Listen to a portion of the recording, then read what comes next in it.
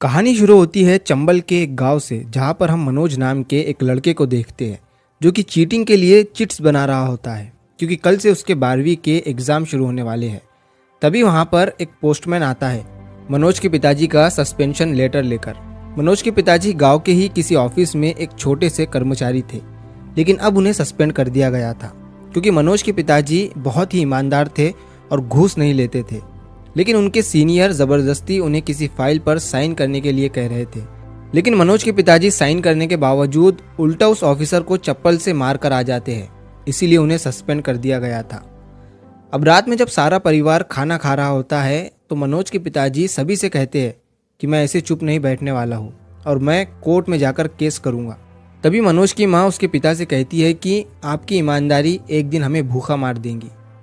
अब अगले दिन मनोज अपनी स्कूल में एग्ज़ाम देने के लिए जाता है और बहुत सारी चीटिंग्स की चिट्स भी उसके पास होती है, और सिर्फ उसी के पास ही नहीं बल्कि सभी स्टूडेंट के पास चीटिंग के लिए चिट्स होती है। तभी वहाँ पर एक मास्टर जी आते हैं और सभी बच्चों से कहते हैं कि जिसने भी चीटिंग के लिए चिट्स लाई है वो सारी चिट्स बाहर फेंक दो, क्योंकि मैं खुद तुम्हें बोर्ड पर पूरा पेपर लिख कर देने वाला हूँ। ये सुनकर सभी बच्चे खुश हो जाते हैं और तभी एग्ज़ाम के बीच में ही वहाँ पर डीएसपी दुष्यंत सिंह आ जाते हैं और स्कूल वालों को चीटिंग कराते हुए पकड़ लेते हैं। तभी स्कूल का प्रिंसिपल डीएसपी साहब को समझाते हुए कहता है कि ये तो विधायक जी की बैठी बिठाई व्यवस्था है, अगर हमने इन बच्चों की मदद नहीं की तो इनमें से कई बच्चे 12वीं पास ही नहीं कर सकते हैं, और अगर हमने इनकी थोड़ी मदद कर दी तो ये बच्चे 12वीं पास करके छोटी मोटी जॉब तो कर ही लेंगे। तभी डीएसपी साहब प्रिंसिपल से कहते हैं कि इन बच्चों के बीच में उन बच्चों का लॉस होता है जो मेहनत करते हैं, पढ़ाई करते हैं, लेकिन आप जब इन्हें चीटिंग कराते हो तो वो बच्चे पीछे रह जाते हैं। प्रिंसिपल डीएसपी को घूस भी देने की कोशिश करता है और विधायक जी को कॉल भी करता है, लेकिन डीएसपी किसी की नहीं सुनते हैं और प्रिंसिपल को अरेस्ट करके वहां से चले जाते हैं। अब अगले दिन मनोज के पिता कोर्ट में केस करने के लिए चले जाते हैं शहर, और कुछ दिनों के बाद जब 12वीं का रिजल्ट आता है तो मनोज और मनोज का भाई दोनों भी 12वीं में फेल हो जाते हैं। अब मनोज के पिताजी तो जा चुके थे शहर और ये दोनों भी भाई 12वीं में फेल हो गए थे, तो घर में अब पैसों की प्रॉब्लम शुरू हो जाती है। तो मनोज और उसका भाई मिलकर एक टेम्पो जैसा सवारियों को ले जाने के लिए जुगाड़ बनाते हैं और वो उसी से पैसे कमाने लगते हैं। लेकिन एक दिन उन्हें विधायक जी का बस ड्राइवर पकड़ लेता है और उन्हें ऐसा करने से मना करता है, क्योंकि इनकी वजह से उसके बस में लोग नहीं जा रहे थे।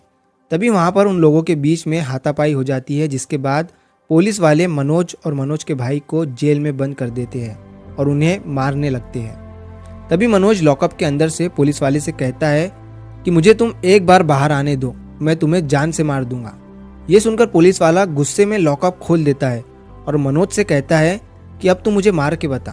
और तभी मनोज वहां से भाग जाता है और सीधा जाता है डीएसपी के घर, और डीएसपी के घर के बाहर जोर जोर से चिल्लाने लगता है, जिसके बाद डीएसपी बालकनी में से कहते हैं कि कल आना। लेकिन मनोज फिर से चिल्लाते हुए डीएसपी से कहता है कि वो मेरे भाई को मार डालेंगे, और फिर वो डीएसपी से कहता है कि अगर आप उस दिन एग्जाम सेंटर पर ना आते तो मैं पास हो जाता, और आज अब मैं आपको चलने के लिए बोल रहा हूँ तो आप नहीं आ रहे हैं। ये सुनकर डीएसपी दुष्यंत सिंह मनोज को लेकर पुलिस स्टेशन पहुंचते हैं, जिसके बाद उस पुलिस स्टेशन का इंस्पेक्टर मनोज के भाई को छोड़ देता है। अब मनोज और उसके भाई को डीएसपी खुद घर छोड़ने के लिए अपनी जीप में बिठाते हैं। और दोस्तों, यहाँ पर आता है इस कहानी का टर्निंग पॉइंट, जब मनोज डीएसपी को देखते हुए मुस्कुरा रहा था, क्योंकि उसे उनका बिहेवियर दूसरे पुलिस वालों की तरह नहीं लगा था। और तभी वो डीएसपी से कहता है, सर मुझे आपके जैसा बनना है, उसके लिए मुझे क्या करना पड़ेगा? तो डीएसपी साहब मुस्कुराते हुए मनोज से कहते हैं कि सबसे पहले तुम्हें चीटिंग छोड़नी पड़ेगी। ये कहकर वो वहाँ से चले जाते हैं।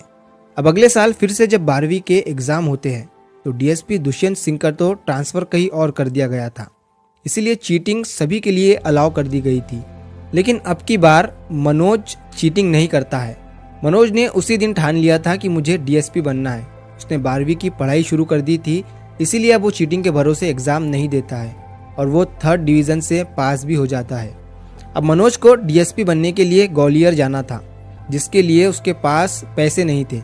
तभी उसकी दादी उसे बुलाती है और उनके पास उनकी जो जिंदगी भर की जमा पूंजी थी वो निकालकर वो सब मनोज को दे देती है और उसे देखकर कहती है कि तू एक दिन डीएसपी जरूर बनेगा। अब दोस्तों, मनोज बस में बैठकर ग्वालियर जाता है कि तभी उसकी आंख लग जाती है और उसका बैग चोरी हो जाता है। उस बैग में उसका सब कुछ था, उसके दादी के दिए हुए पैसे भी। अब इतने बड़े शहर में वो आ चुका था, अपने परिवार से दूर, और उसके पास कुछ भी नहीं था। जैसे तैसे करके मनोज एक रात उस शहर में गुजारता है, और जब अगले दिन वो उठता है तो उसे पता चलता है कि जिस एग्ज़ाम की तैयारी करने के लिए वो यहाँ आया था उन्हें पोस्टपोन कर दिया गया है, और अब वो 3 साल के बाद होने वाले हैं। ये सुनकर मनोज बहुत ही उदास हो जाता है, और अब उसके पास घर जाने के लिए भी पैसे नहीं थे। तो 3 दिन तक वो इस शहर में ही रहता है, और अब उसे भूख भी लगने लगी थी। तभी वो एक कैंटीन के बाहर जाकर खड़ा हो जाता है, और फिर काउंटर पर जाकर उस कैंटीन के मालिक से कहता है कि आप मुझे खाने के लिए कुछ दे दो, जिसके बदले में मैं आपके बर्तन धो दूंगा। कैंटीन का मालिक अच्छा होता है और उसे खाना दे देता है। यहाँ पर मनोज की मुलाकात होती है पांडे नाम के एक लड़के से।